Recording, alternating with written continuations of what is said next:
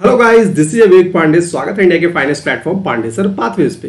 दोस्तों, आज की वीडियो में मैं डिस्कस करने वाला JOIT का पेपर 939 का सॉल्यूशन पेपर। इसमें टोटल 140 प्रश्न है। 140 प्रश्न का मैं यहाँ पे सॉल्यूशन करवा रहा हूँ। क्यों करवा रहा हूँ? क्योंकि अपकमिंग एग्जाम का नोटिफिकेशन आ गया है, तो आगे का क्वेश्चन करने से पहले प्रीवियस ईयर पेपर का एनालिसिस जरूरी होता है। उसी को ध्यान में रख के प्रीवियस ईयर पेपर करवा रहा हूँ। पहली बात ये। दूसरी बात, वो बच्चे जो ऐसा नहीं कि JOIT का प्रिपरेशन नहीं करते हैं और किसी और भी एग्जाम का प्रिपरेशन करते हैं, अपने स्टेट लेवल का प्रिपरेशन करते हैं या सेंट्रल लेवल का, और उनके एग्जाम में अगर कंप्यूटर आता है तो ये वीडियो जरूर देखिएगा। 140 प्रश्न है और बहुत अच्छा स्टैंडर्ड है क्वेश्चन में, और किसी प्रतियोगिता परीक्षा में आ चुका है, तो ये आपके लिए भी एक रामबाण है। ठीक है, तो हर बच्चा जिसका भी एग्जाम है, आप कंप्यूटर की आपको नीड पड़ती है, अच्छे प्रश्न की आपको खोज है, तो ये वीडियो को जरूर देखिएगा। पूरे 140 प्रश्न यहाँ पर है। ठीक है, तो चलिए वीडियो को स्टार्ट करते हैं बेहतरीन क्वेश्चन की सीरीज लेके। ठीक है, चलिए दोस्तों, पहला सवाल आपके स्क्रीन पे क्या कह रहा है?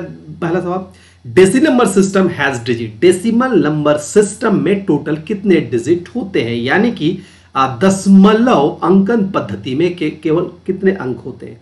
दोस्तों, उसमें टोटल 10 अंक होते हैं। कौन कौन?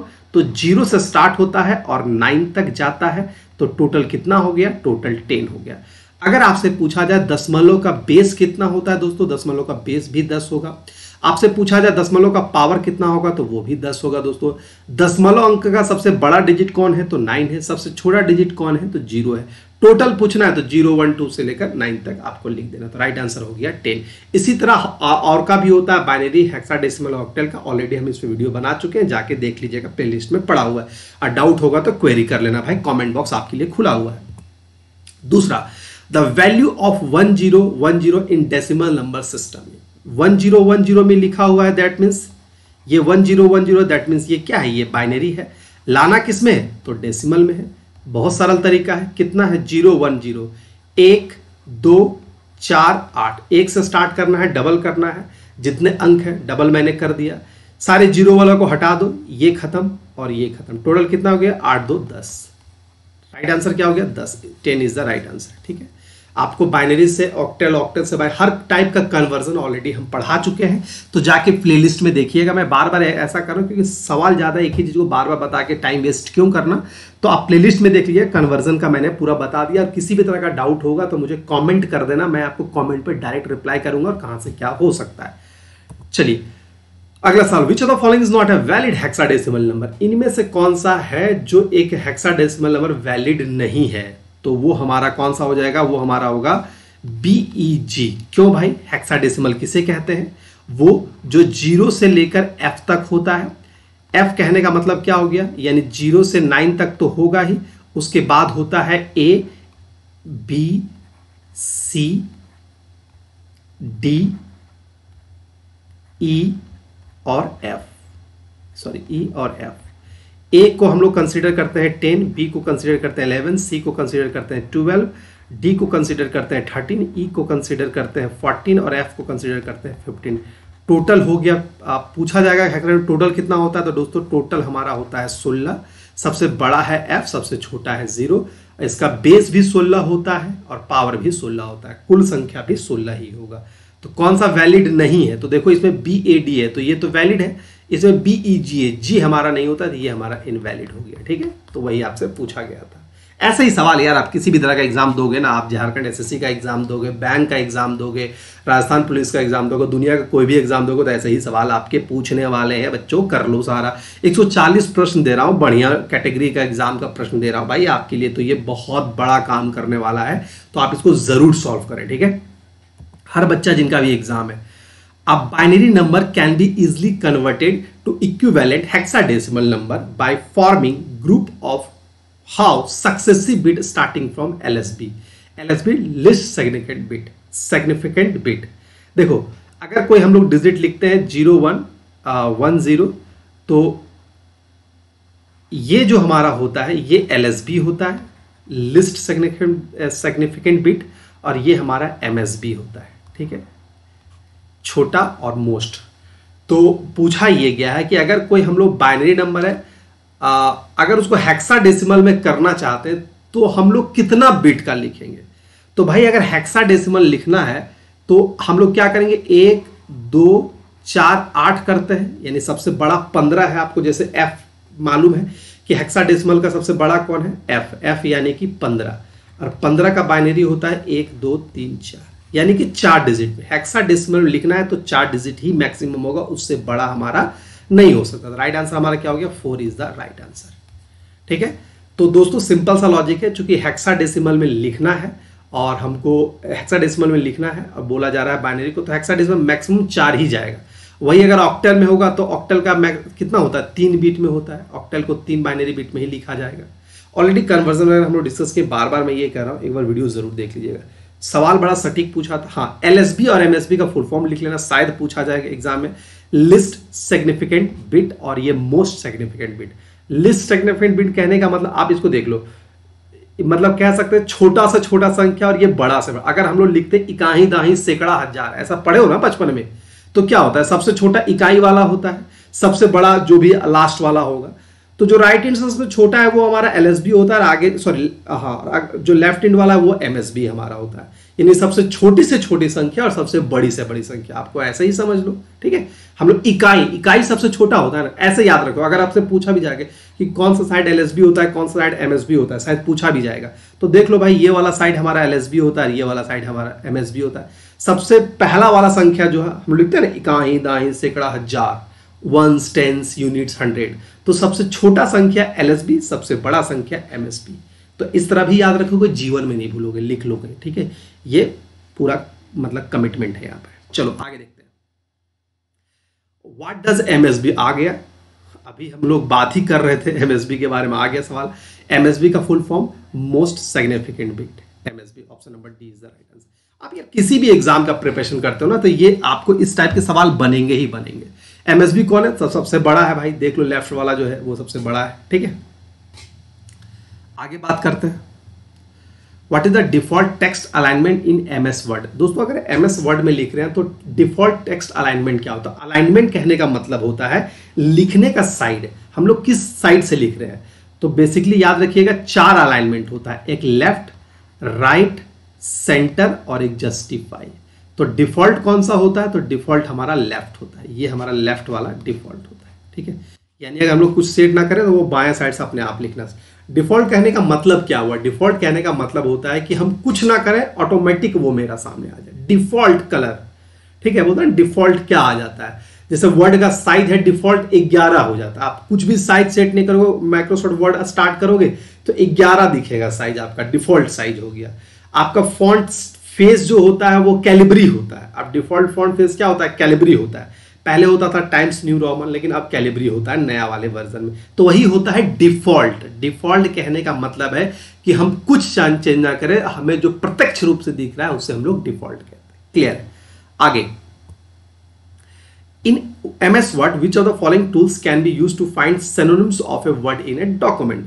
एमएस वर्ड में सिनोनिम्स यानी कि प्रायवाचिक शब्द को ढूंढने के लिए कौन से टूल्स का उपयोग किया गया है, सबको पता है। देखो हर बच्चों के लिए मैं बोल रहा हूं, जो भी आप किसी भी कॉम्पिटिटिव एग्जाम की प्रिपरेशन करते हो तो ये आपको काम आने वाला है। ठीक है, उसको हम लोग कहते हैं थिजारस। मैंने इससे पहले ना एक शॉर्टकट एमएस वर्ड का सारा शॉर्टकट का वीडियो बनाया था, उसको जरूर देखिएगा क्योंकि वो भी आपके लिए बहुत इंपॉर्टेंट है।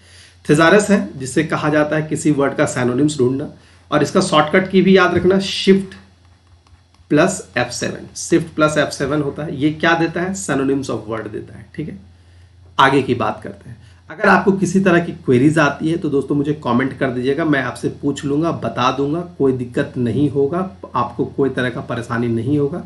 तो बस मेरा यही कहना है दोस्तों कि आप एक बार, अगर किसी तरह का डाउट है तो कमेंट बॉक्स आपका वेट कर रहा है भाई। Which of the what is the role of control Y. Control Y क्या करता है, तो वो रीडू करता है। ठीक है, और कंट्रोल जेड जो है वो अंडू करता है, अंडू और रीडू। ये सारा शॉर्टकट की हम करवा चुके हैं, शॉर्टकट की का वीडियो देख लीजिएगा। इससे पहले जो मैंने वीडियो बनाया था वो शॉर्टकट की पे ही था। अब अंडू और रीडू क्या होता है वो समझ लो। ये 1 है, ये 2 है। अगर 1 से मैं 2 पर चला गया हूं, ठीक है, और 2 से मुझे पुनः 1 में आना है तो इसे अंडू कहेंगे, इसे अंडू कहेंगे। और फिर हम 1 से 2 में जाएंगे तो इसे हम लोग रीडू कहेंगे। ठीक है, 1 2 मैंने लिख दिया, 2 से घूम के 1 में आए, अंडू हो गया। अब 1 पे आ गए ना, फिर हम जाएंगे उसके घर में तो फिर 2 में जाना है, तो रीडू कहेंगे। यही होता है undo, undo redo, undo redo. बहुत अच्छा वर्ड है, ठीक है। एक दो लिख दो, मतलब मान लो दो, एक भाई का घर गया, मान लो कि तुम्हारी कोई XYZ कोई है और कोई Y है, तुम X से Y मूव ऑन कर गया, फिर तुम्हारा याद आ गया नहीं भाई हम फिर उसके पास ही जाएंगे, X के पास आ गया घूम के X के पास, तो ये हो गया अंडू। अब बोला ना यार नहीं मन लग रहा है X के पास, फिर चलो Y के पास ही, तो फिर घूम के आ गया इसके पास, तो उसे कहेंगे रीडू। तो बस समझ लो। अगला, moving the cursor to the last cell of a table and pressing which key will you append a new row in a table. इनमें से कौन सा की का उपयोग करके moving the cursor to the last cell of a table, ठीक है, last cell of table में आप कौन सा की प्रेस करेंगे जिससे मतलब लास्ट में चला जाएगा, ठीक है। तो दोस्तों एंटर, एंटर से नहीं होगा, इंसर्ट से नहीं होगा, टैब से नहीं होगा, वो टैब से एक होता है, वो डाउन एरो होगा, डाउन एरो होगा। ये शॉर्टकट की पे सवाल है, यानी कि आप अगर डाउन एरो की प्रेस करते हैं तो वो क्या हो जाएगा, वो लास्ट में हमारा आप मतलब कहने का मतलब ये, अच्छा सॉरी यार, क्वेश्चन मैंने पढ़ा नहीं। Moving the cursor to the last cell of a table and pressing which key will append, अच्छा नया रो प्रेस करने के लिए बोल रहा है, सॉरी, ठीक है। तो दोस्तों अगर नया रो प्रेस करने के लिए बोल रहा है तो आप कुछ नहीं, टैब प्रेस, क्या करना, मैं क्वेश्चन समझ नहीं पाया था पहले, पढ़ा नहीं ठीक से। बोल ये रहा है कि आप ऐसे काम कर रहे हो, ठीक है, और यहां पर लास्ट वाला पे काम हो रहा है, ठीक है, ये लास्ट वाला पे काम कर रहा है।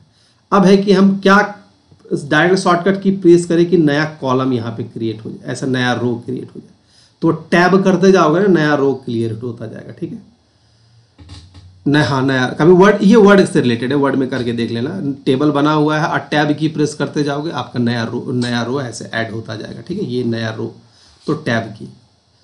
अगला, इन MS word which of the following task can be perform using ruler. Ruler क्या होता है देखते हो, ऊपर में ऐसे करके लाइन ऐसे बगल में दिया रहता है, ऐसे करके, ठीक है। तो ये रूलर का क्या काम है, तो चेंज पेज मार्जिन, हाँ ये भी करता है, मार्जिन सेट करना होता है ना, margin left margin, right margin, हम लोग बात कर रहे थे अभी। मार्जिन होता है कि देखो ये वर्ड हुआ ना, ये पेज है हमारा, तो ये जो एरिया हम लोग कहते हैं इसे ही मार्जिन कहते हैं, यानी कि किसी वर्ड का, किसी भी लेटर या पेज का वह भाग जिसमें वो लिखते नहीं है उसे हम लोग मार्जिन कहते हैं, वो कहते हैं चौथाई छोड़ के लिखना, वही है मार्जिन।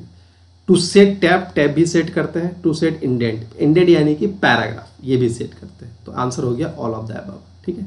तो याद रखिए MS वर्ड में ये सारा काम होता है रूलर का। रूलर आप देख लेना MS वर्ड में ऐसे ऐसा करके लेफ्ट राइट ऐसे करके रूलर बना होता है। अगला, what is the default number of line in dropped when using drop cap option in MS word. MS word में जब ड्रॉप कैप ऑप्शन का इस्तेमाल करेंगे तो डिफॉल्ट वो कितना साइज लेता है। तो सबसे पहले आपको यह समझना चाहिए कि ड्रॉप कैप क्या होता है।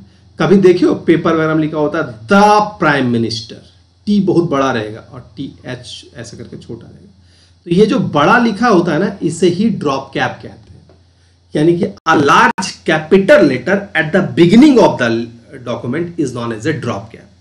अ large capital letter at the beginning of the document is known as a drop cap, उसे ड्रॉप कैप कहते हैं। क्लियर है। अब है कि ये डिफॉल्ट कितना साइज लेगा, ये तो भाई मान लो कि एक लाइन का इस्तेमाल कर रहा है, ये बड़ा सा खली जैसा खड़ा है, तो ये कितना साइज लेगा। तो दोस्तों ये डिफॉल्ट जो लेता है ना वो 3 लेता है, ठीक है, और मैक्सिमम जो है वो हमारा 10 लेता है। याद रखिएगा मैक्सिमम 10 होता है, डिफॉल्ट मेरा 3 होता है। यही होता है ड्रॉप कैप। ड्रॉप कैप क्या होता है, किसी भी पैराग्राफ के शुरुआत में जो सबसे बड़ा लेटर होता है उसे ड्रॉप कैप कहते हैं। सिंपल है, मामला क्लियर है। आगे देखो, कौन सा की प्रेस करेंगे जो जिसका काम है सेंटेंस को सेलेक्ट करना। सेंटेंस को सेलेक्ट, सेंटेंस को अगर सेलेक्ट करना है तो हम यहां पे F8 करेंगे। F8 प्रेस करोगे तो हमारा सेंटेंस जो है वो हमारा सेलेक्ट हो जाएगा, F8, ठीक है। ये शॉर्टकट की है, कर करके देख लेना, सब करने की चीजें। देखो मैंने जितना शॉर्टकट की इससे पहले करवाया, एक बार कर लेना यार, थोड़ा सा आपके लिए ना फायदा हो जाएगा। वो F8 से सेंटेंस सेलेक्ट हो जाता है, ठीक है। चलिए, what feature help you insert the content of the clipboard as text without any formatting। देखो हम लोग पहले सबसे समझो कि क्लिपबोर्ड क्या होता है। तो दोस्तों हम लोग जो कट करते हैं और पेस्ट करते हैं, तो कट और पेस्ट करने के बीच का जो पार्ट रहता है यानी कंटेंट वो कहाँ रहता है, वो क्लिपबोर्ड में रहता है, इसे ही क्लिपबोर्ड कहा जाता है। ठीक है, तो अगर हम लोग कट किए और पेस्ट कर रहे हैं और हम चाह रहे हैं कि कोई फॉर्मेट ना है, जैसे कि मान लो कट के कलर रहा होगा, कुछ बोल्ड रहा होगा, कुछ अलग अलग टाइप का डिजाइन रहेगा, खूबसूरती भरा होगा, हम चाह रहे हैं भाई हमको ब्लैक एंड व्हाइट चाहिए, बस कंटेंट चाहिए, हमको फॉर्मेट नहीं चाहिए। ठीक है, आप उसको वहाँ लाल कर दिए होंगे, पीला कर दिए, हमको उससे मतलब नहीं, हमें सिर्फ चाहिए कंटेंट। तो कंट्रोल पेस्ट करोगे तो पेस्ट में कौन सा ऑप्शन यूज करोगे, नाम ही है पेस्ट स्पेशल। पेस्ट स्पेशल में जाओगे ना, आप जैसे कंट्रोल भी करोगे पेस्ट स्पेशल का ऑप्शन होता है, इसमें पूछा जाता है कि आपको क्या चाहिए, विद फॉर्मेटिंग चाहिए, विदाउट फॉर्मेटिंग चाहिए, 10 तरह का सवाल पूछता है, आप देख लेना वहीं पर। तो पेस्ट स्पेशल है अगर आपको बिना फॉर्मेटिंग का करना है पेस्ट तो। ठीक है, अगला, Which of the following is not a type of page margin in MS Word document? इनमें से कौन सा है जो पेज मार्जिन नहीं है? तो सबसे पहले पेज मार्जिन जैसे मैंने बताया क्या होता है दोस्तों, ये मेरा देख रहे हो, ये मेरा डॉक्यूमेंट है। ठीक है, ये मेरा डॉक्यूमेंट है, ये पेज मार्जिन होता है, तो ना ये वाला, ये पेज मार्जिन है, ये पेज मार्जिन है, ये यानी चौहद्दी जो हम लोग छोड़ते हैं पेज का, वही पेज मार्जिन है। यानी इसकी परिभाषा भी वही होती है, किसी भी डॉक्यूमेंट का वह भाग जहां हम लोग लिखते नहीं है उसे मार्जिन कहा जाता है। तो कितना हुआ, लेफ्ट, राइट, टॉप, बॉटम है ऑप्शन, सेंटर, सेंटर नहीं होता है, खत्म कहानी, सेंटर नाम का कोई मार्जिन नहीं होता, मार्जिन 4 ही है, लेफ्ट, राइट, टॉप, बॉटम। और अलाइनमेंट कितना है, अलाइनमेंट है left, right, centre, justify. 15, portrait and landscape is, क्या है, पोर्ट्रेट एंड लैंडस्केप है, उसे कहा जाता है पेज ओरिएंटेशन। अब पेज ओरिएंटेशन क्या है, पेज ओरिएंटेशन हो गया, एक सेकंड में दिखा देता हूं, देखो ये पेज है आपके सामने, देख लो ये पेज है, तो ये हो गया हमारा पोर्ट्रेट, पेज ऐसे खड़ा है वर्टिकल, तो ये पोर्ट्रेट हो गया। और वही पेज को मैं ऐसे दिखा रहा हूं तो ये हो गया लैंडस्केप। आप ऐसे प्रिंट कर रहे हो तो वो पोर्ट्रेट हो गया, ठीक है, और ये प्रिंट कर रहे हैं तो ये मेरा लैंडस्केप हो गया। तो ये दोनों क्या कहा जाता है, इसे कहा जाता है दोस्तों, इसे हम लोग कहते हैं पेज ओरिएंटेशन। ठीक है, या आप पूछा जाए कि डिफॉल्ट ओरिएंटेशन क्या होता है, तो डिफॉल्ट ओरिएंटेशन जो है वो मेरा पोर्ट्रेट होता है। ठीक है, पोर्ट्रेट हमारा डिफॉल्ट ओरिएंटेशन है, खत्म कहानी। आगे बात करते हैं, which of the following is not a valid section page, which of the following is not a valid section break in MS word, इनमें से कौन सा है जो वैलिड सेक्शन ब्रेक नहीं है, ये पूछा गया। बड़ा अच्छा सवाल है भाई, पेज ब्रेक करते हैं ना तो कौन सा ऑप्शन नहीं है, तो दोस्तों यहां पे ना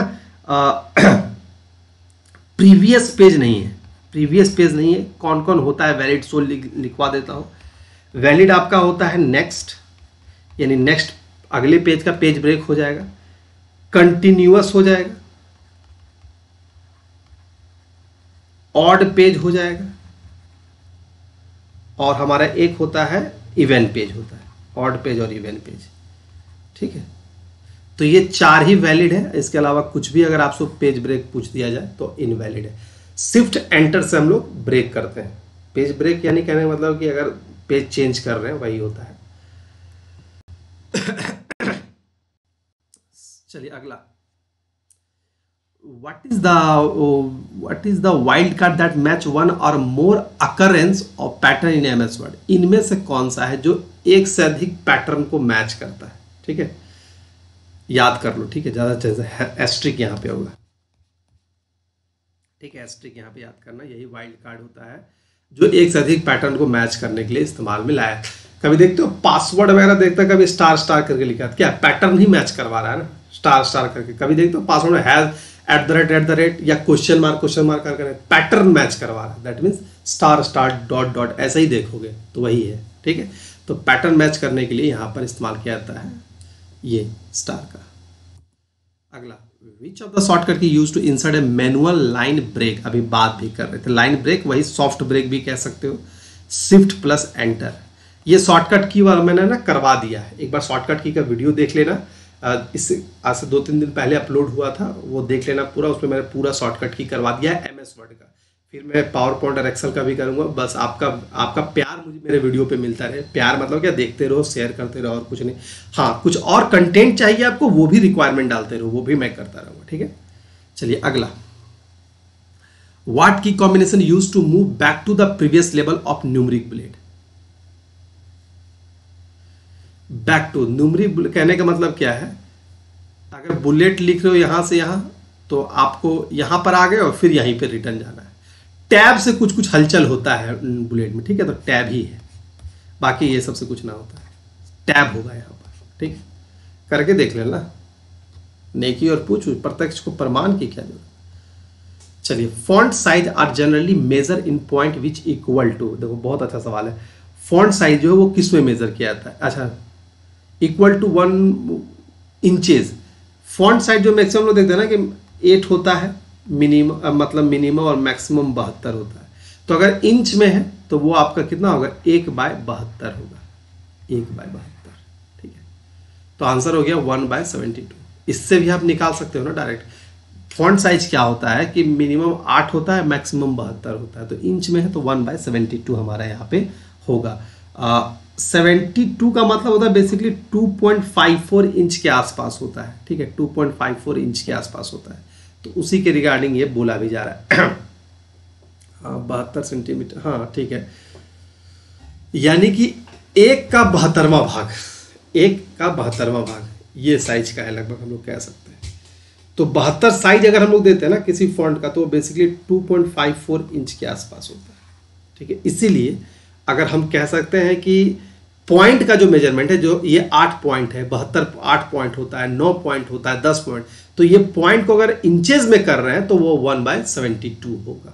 ठीक है, ये जो हम लोग जनरली बोलते हैं ना 8 और 72, या मैंने बोला डिफॉल्ट 11 होता है, ये बेसिकली क्या है ना कि ये हमारा एक कह सकते हैं कि ये पॉइंट, इसका मेजरमेंट यूनिट पॉइंट है, लेकिन अगर इंच में करना है, सेंटीमीटर में, कभी कभी पूछा जाएगा इस, तो ऐसे आप कर सकते हैं। आगे,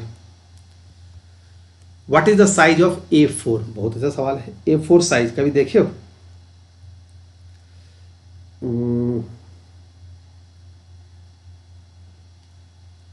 210:297, चेक कर लेना जाके। देखो ये मिलीमीटर में, वैसे इंच में भी होता है, 8.3 होता है और 11.7 होता है। ठीक है, ये हो गया हमारा किस में? हाँ, तो ये भी होता है। तो A3 का, देखो A4 का साइज हो सकता है कि आपसे पूछ दिया जाए कि A5 का कितना होता है, तो A5 का होता है 8.3:5:8। ठीक है, ये इंच में हो, ये मैंने इंच में बताया है। ठीक है, और इसका जो अगर कहा जाए मिलीमीटर में, तो A5 का होता है 140x210। तो ये सब वैल्यू ना आप याद कर सकते हो। A4, A5, A6 का अगर साइज होता है दोस्तों, तो अगर हम कहते हैं इंच में 5.8:4.1, मैं कुछ लिखवा देता हूँ, बाकी गूगल करके भी देख सकते हो तुम लोग। 148, किस्मत खराब होगा तब इतना डिप, मतलब A5 और A6, A5 और A4 ये ज़्यादा पूछा जाता है, बाकी है तो और भी साइज, लेकिन A4 चूंकि डिफॉल्ट पेपर साइज है, इसलिए इसका हर मेजरमेंट याद रखना है। डिफॉल्ट पेपर साइज A4 होता है, इंचेस में इतना होता है, मिलीमीटर में इतना होता है। A5 का इंचेस में इतना है, मिलीमीटर में इतना है। A6 का इंचेस में इतना है, मिलीमीटर में इतना है।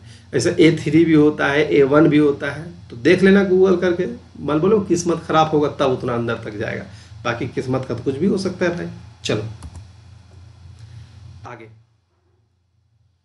A computer can perform complex calculation with the same speed and accuracy from the start till the end without getting tired. This characteristics of a computer system is called. यानी कि computer सुबह 10 बजे जैसा का performance दे रहा था, शाम के रात 10 बजे भी वही परफॉर्मेंस दे रहा है, यानी कि उसके थकावट नहीं आया, बिना थके एज इट इज सेम तरह का काम कर रहा है, बिना रुके बिना थके मोदी जी जैसा काम कर रहा है। तो वो कौन सा खासियत है उसका भाई? वो रिलायबल है? जी नहीं, वो डिलीगेंस है। ठीक है, यानी कि कर्मनिष्ठा है, उसके अंदर कर्मनिष्ठा है, मतलब अपने काम के प्रति निष्ठापूर्ण तरीके से वो काम कर रहा है। ठीक है, रिलायबल क्या होता है? रिलायबल कहने का मतलब है एक ऐसा पार्टी जो भाई बीजेपी के साथ भी रह लेगा, कांग्रेस के साथ भी रह लेगा। जैसे था ना एक पार्टी है, आपको पता नहीं आपके हिमाचल में क्या है, लेकिन एक बिहार में एक पार्टी है, रामविलास पासवान को, किसी के साथ भी है तो वो क्या हो गए भाई, रिलायबल है। वर्सटाइलिटी, अनेक रूप है उसके, ठीक है, वर्सटाइल है, एक्टर है जिसको कहते हैं, बहुत रूप है, वो सब वर्सटाइलिटी उसे कहा जाता है। तो यहाँ क्या है, कर्मनिष्ठा की ओर बात करी जा रही है। आगे, which of the following is considered to be a world first commercial available microprocessor? इनमें से कौन सा है जो दुनिया का पहला कमर्शियल माइक्रो प्रोसेसर था? दोस्तों याद रखिएगा, दुनिया का पहला माइक्रो प्रोसेसर है वो इंटेल 4004 था। कहीं भी ऑप्शन में, हाँ ये है, यही राइट आंसर हो गया। क्रे 1 दुनिया का फर्स्ट सुपर कंप्यूटर है। क्रे 1 फर्स्ट सुपर कंप्यूटर है, ये भी लिख लो। वैसे सुपर कंप्यूटर पे भी मैंने वीडियो बनाया है, देख लेना जाके।